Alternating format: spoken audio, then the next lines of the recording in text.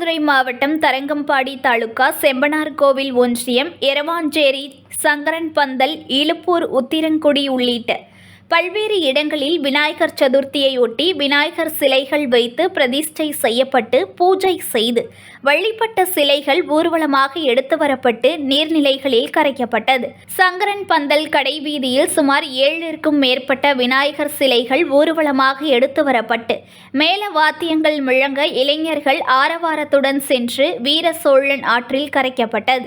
அதேபோன்று தரங்கம்பாடி தாலுகாவில் பல்வேறு பகுதிகளில் வைத்து பூஜிக்கப்பட்ட விநாயகர் சிலைகள் ஊர்வலமாக எடுத்து செல்லப்பட்டு தரங்கம்பாடி கடற்கரையில் கடலில் கரைக்கப்பட்டது. விநாயகர் சிலைகள் ஊர்வலம் காரணமாக மாவட்ட காவல்துறை கண்காணிப்பாளர் ஸ்டாலின் மேற்பார்வையில் 100க்கும் மேற்பட்ட போலீசார் பாதுகாப்பு பணியில் ஈடுபட்டு இருந்தனர். News1 தமிழை லைக் பண்ணுங்க, கமெண்ட் பண்ணுங்க, ஷேர் பண்ணுங்க, மறக்காம சப்ஸ்கிரைப் பண்ணுங்க.